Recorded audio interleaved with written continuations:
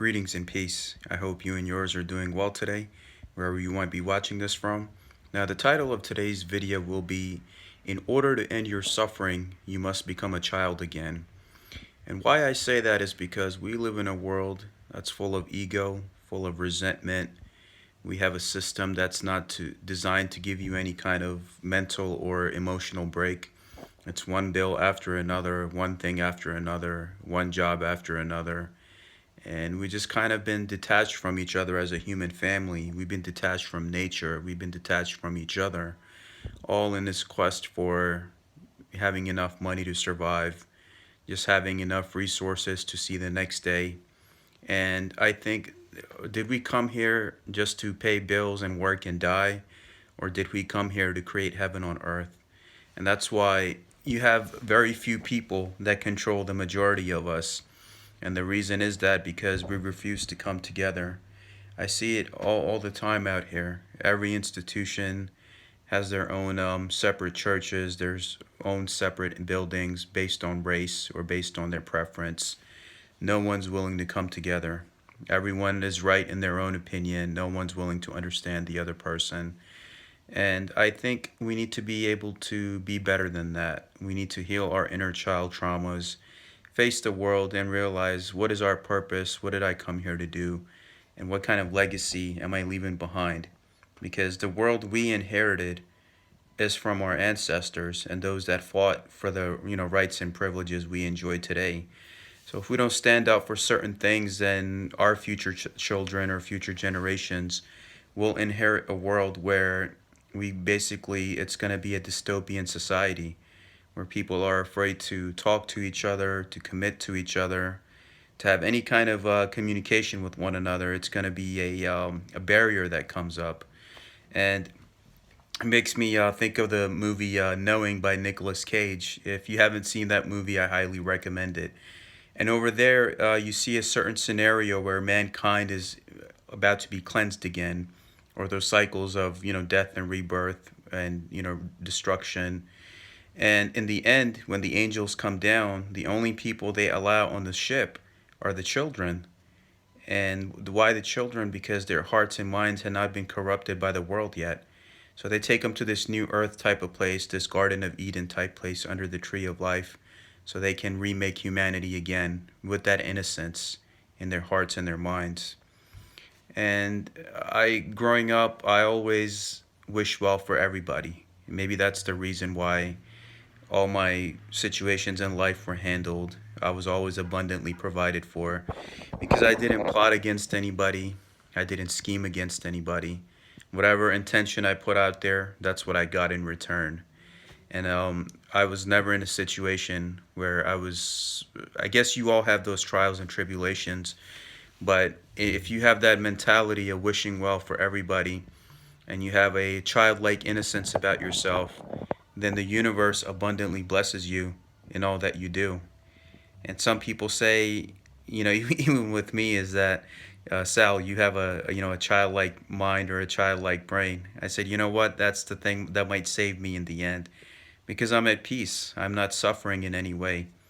I don't hold resentment for anybody. I wish well for everyone. I pray for all humanity when I pray.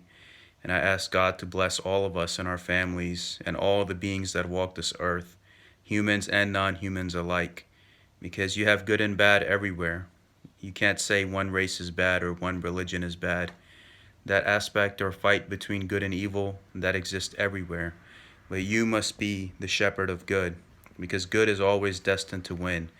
And why you have to be a child in order to end your suffering, to focus on the topic, is because when a child is dealing with the world, he or she always smiles. They don't know the deception that occurs where people have to wear certain masks at work or in their personal lives or business lives.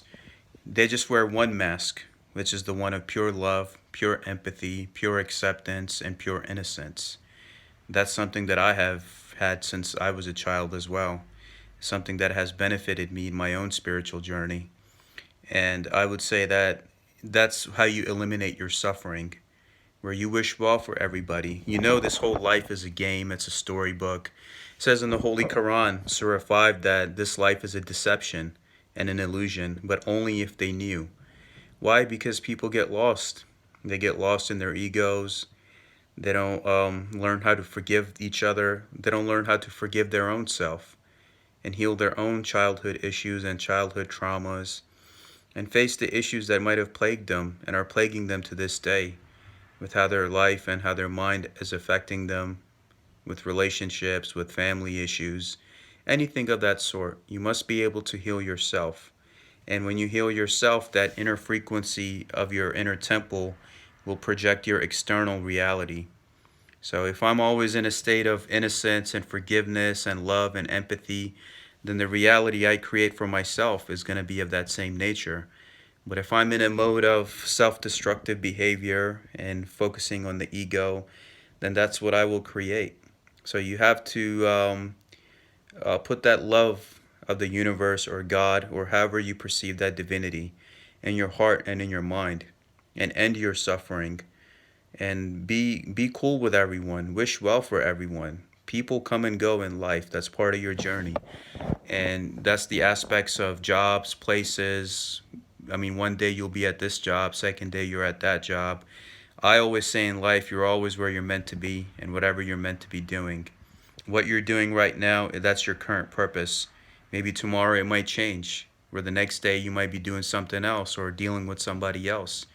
But whoever that you have dealt with so far, wish well for them, because maybe their light and their presence and their energy is now required elsewhere. Don't have resentment for anybody. This world is a guest house. You have people today in your life, tomorrow they won't be here. They might not even be in this world anymore. So while people are still around, just let them know that you care for them, you pray for them, you appreciate them. And this life is too short. Don't be in resentment and in suffering. And know that good and bad times are part of life. But if you wear that pure intention and face in your heart and mind and energy of loving all of the beings that walk this earth, and be a good shepherd of humanity and nature and all those things, then there's nothing that can come and jeopardize you or your purpose. That I can assure you through my own personal life experience at almost age 29. And no matter what I went through, I was always there. I always succeeded. I always persevered. And I always came out stronger. So again, you must let go of the way that this world has programmed you by teaching you how to hate others based on race or religion or socioeconomic status or how the external appearance is of somebody or what zip code they live in. Let go of all of that. Be that child who looks at somebody and smiles at them and shows love to them. They don't judge you. The child will never judge. They see somebody as a friend and they will smile, and that's pure. That's love to the purest extent. And that's what you must become again. And take off these masks that society has forced you to put on. Once you do that, then your true suffering will end. And this life is a test. Let's get through it together. We're all in it together. My love to all of you and your families. And I hope God blesses all of you for this month and beyond. Thank you.